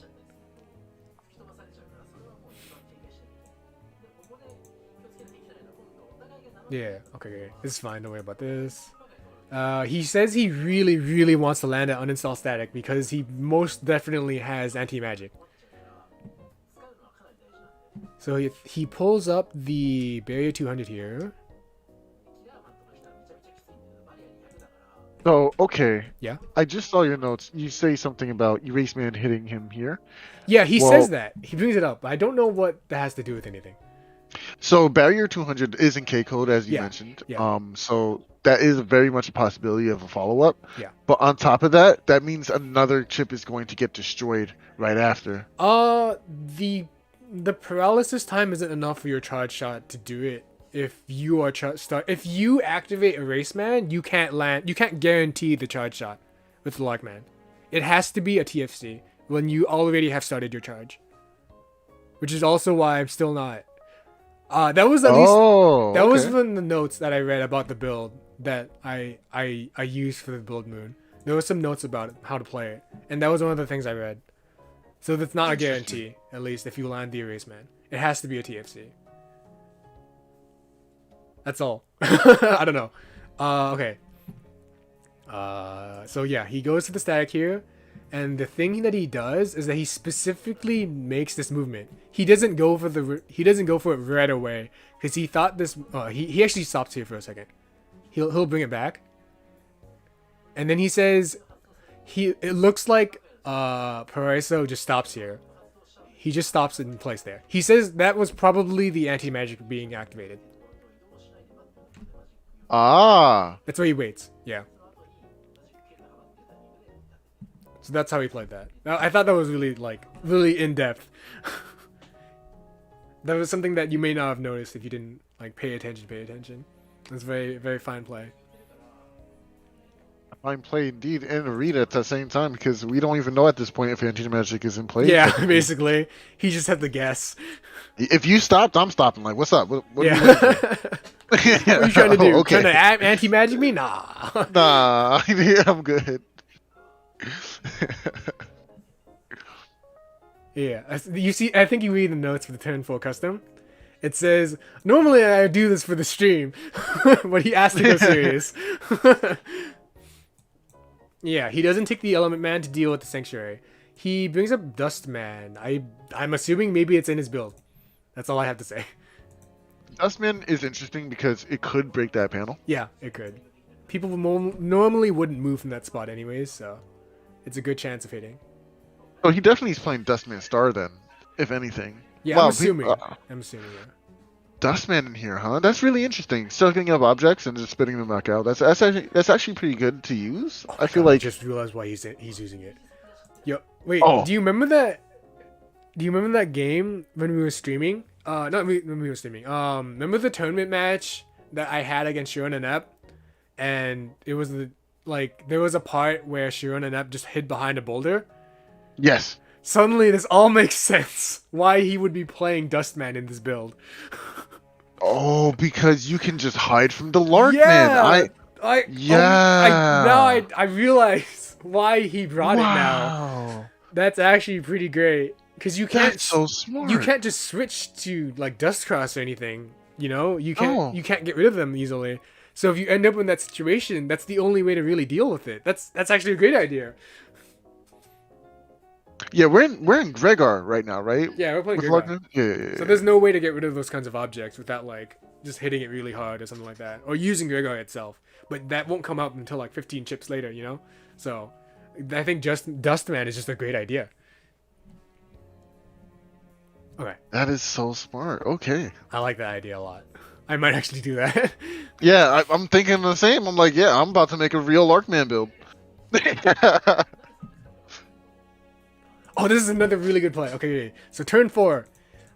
Mint says he purposely waits before he uses the invis because there's the chance that his opponent might use like a grab revenge or something like that or banish.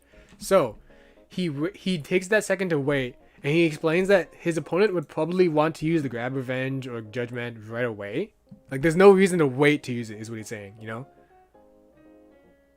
He would. Well, I mean, I guess there's. I don't know. Maybe he didn't say that. Hold up. I mean, at the very least, that part is right. He says he waits for a grab revenge or banish to come up before using the invis.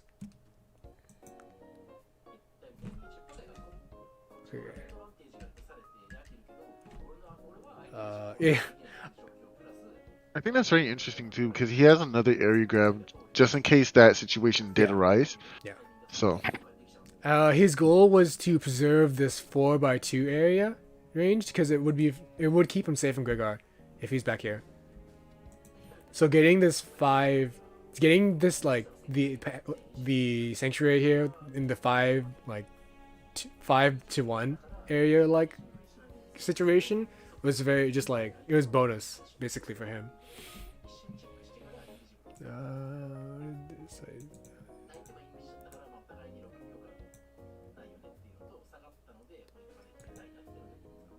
It hurt even more if you hit it 2 times that in that time frame.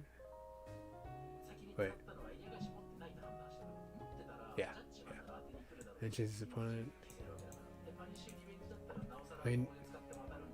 Okay, yeah. He says he knows his opponent won't have any grab revenges or banishes because it would have at some point he would have used it by now. So by the time he gets all the way up here, he's like, yeah, okay, he doesn't have any. So he uses the area grab. And then, yeah, there's no reason to wait this long to use area chips. And see. Both sides let their chip destructions go to waste. Yep, that wasn't good. He double beats after getting on the holy panel. Yeah, he gets on the holy panel before using it. The double beast is in case there's like another chip that's waiting for him, That's just a good practice.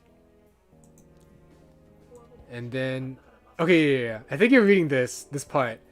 I'm not sure what he means by sanctuary in Q code. I don't believe there's a sanctuary in Q code. And then later in chat, someone says, "There's no sanctuary in Q code. You're stupid." I was like, oh, "Okay, sorry."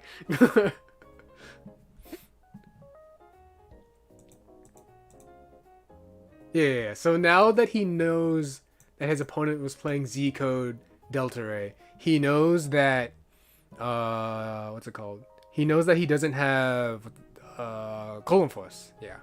He knows he isn't running Q code, and he knows he's not running colon force. And then he says he could use this information if this was a best of 3.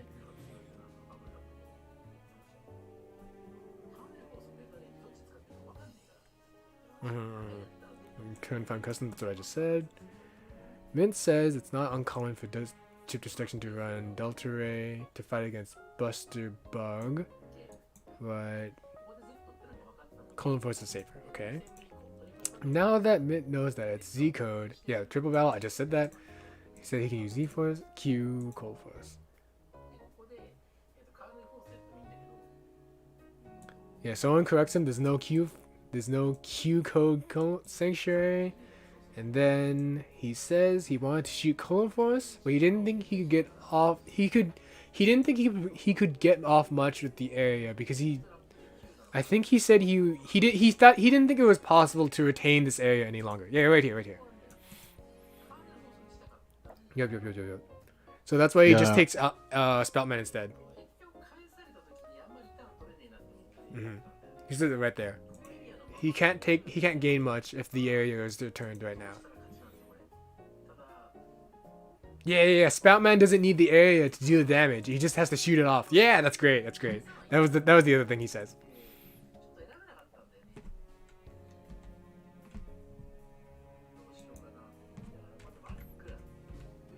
Okay, yeah.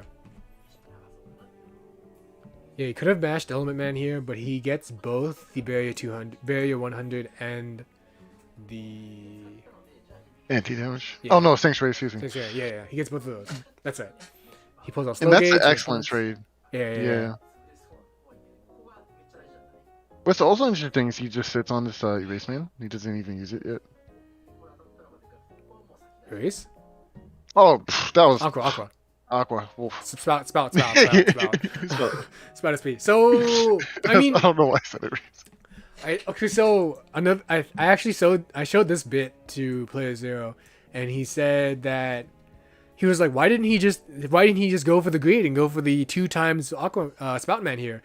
And after that, he was like, oh wait, his opponent is playing chip destruction. That's probably why he didn't wait for it. In case he lost it. Mm-hmm. Yeah. So that's probably why he just let it off.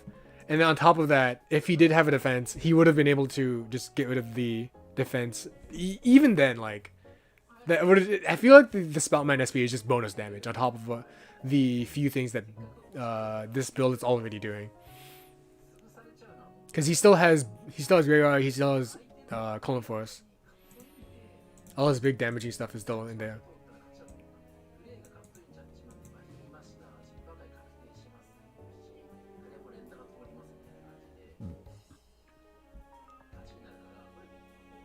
Oh, so I think if you remember, remember last time when Hana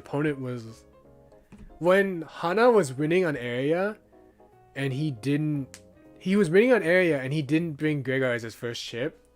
I think it is a bit interesting that Mint decides to not bring Gregor as his first ship despite winning on area. Maybe it's because to get the value off the. Oh, okay. Yeah. I don't know. I actually don't understand why he didn't put the Colon Force first. Finish the opponent. He was thinking if his opponent had Gregor here, he could TSC Judgment and finish off the opponent. Oh, okay. So he's trying to get more value, I think, just in general.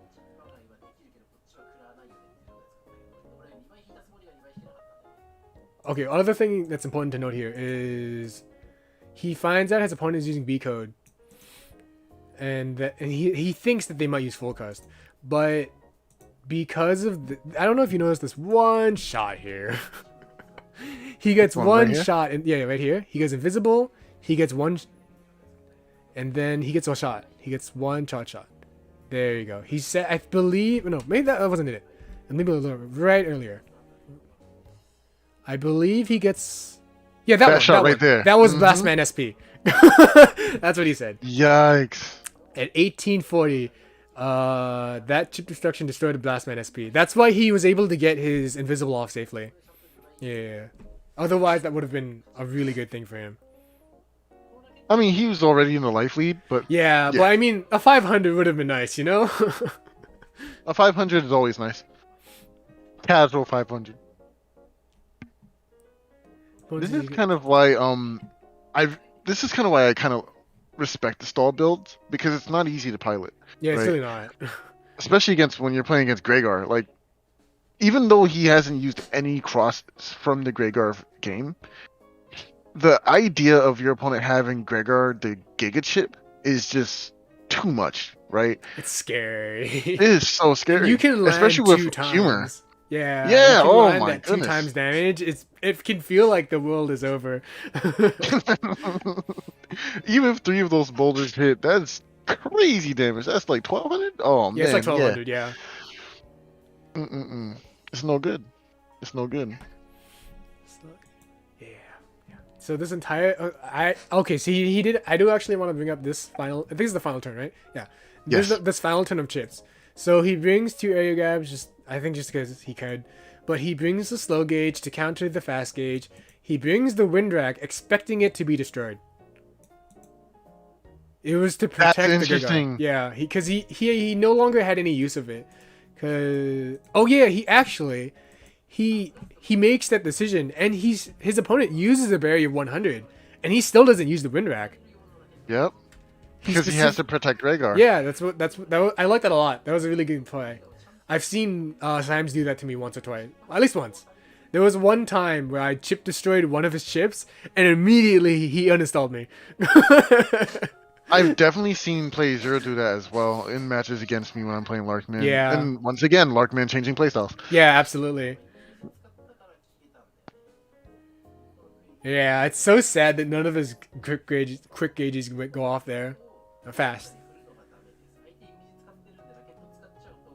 Yeah, it's actually really fortunate for Mint, but those fast gauges would have definitely changed the game. Yeah. Because he brings a lot of chips, so he would have to like brought them over the next turn. And if he brings them over to the next turn without any defenses, there's a good chance he would have lost them, you know? Yeah, I love this too, because it's like, you're never going to step forward into that forward panel. Even if you did, you're still in range of the Gregar. Like, there's literally nothing you could do at that point. Yeah. And he was just like, yeah, you probably have nothing left, so that's why he let it off. And that was it. Yeah, and that's the thing with Larkman, like, it's not, the charge shot's not there for damage. I don't care if it's doing 50, that's perfectly fine. Yeah. And if push comes to shove and it's really that kind of situation, I can still just go ahead and go into a Gregor Cross if I'm trying to put damage out there, which shouldn't usually happen as a Larkman player. Maybe it does, but maybe like you go charge versus someone playing BDT. You know what I mean? Like, sometimes it'll happen, but for the most part, that Lark is going to be doing a ton of damage, mental damage and chip damage. Like, it's just too much.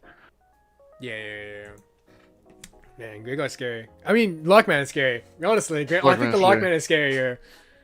Yeah. Wait, have you played BN4? Like, did you know that the roll charge shot, the arrow, it gets rid of your entire hand? Did you know? Yes. That's so terrifying. I had no idea. No, not the charge shot. The charge shot takes one at a time. Are you sure? I remember it is someone the losing roll their arrow entire... battle chip.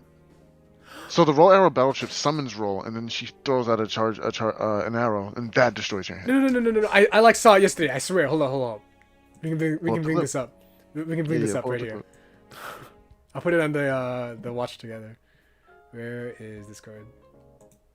Oh no! What? Yeah, you are right. Yeah. Charge shot does delete your hand. That's so messed up. It's crazy. It's really crazy.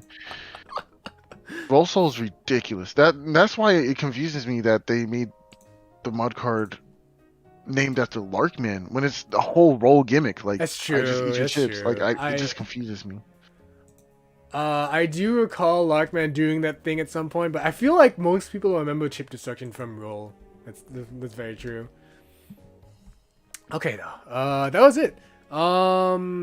So I wanted to actually say that I might be trying to host this again because he does this again.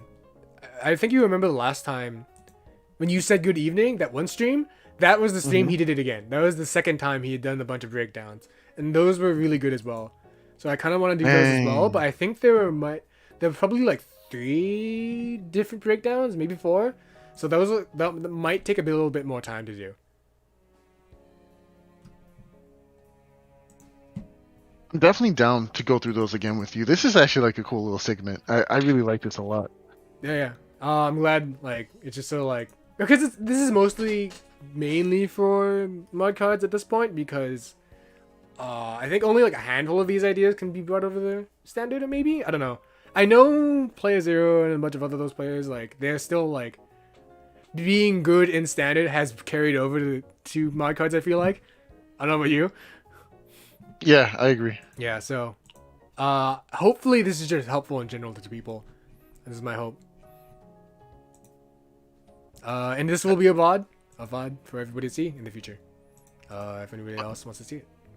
Do we know what we're doing with this with this VOD yet? Are we putting it in the end one, or are I we have no keeping it here? idea. I was gonna put it somewhere. We'll figure it out. We'll figure it Yeah, out. basically. All right.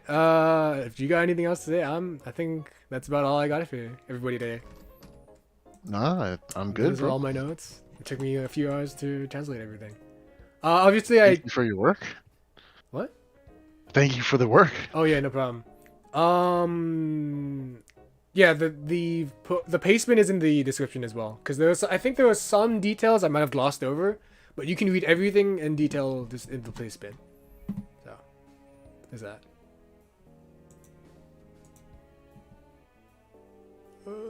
I think I'll. Okay. All right. That's it. If you guys are good, I'm good here. You good too? You good here, Soul? I'm good. Yes, sir. All right. Thanks for stopping by, everybody. Have a good one, then.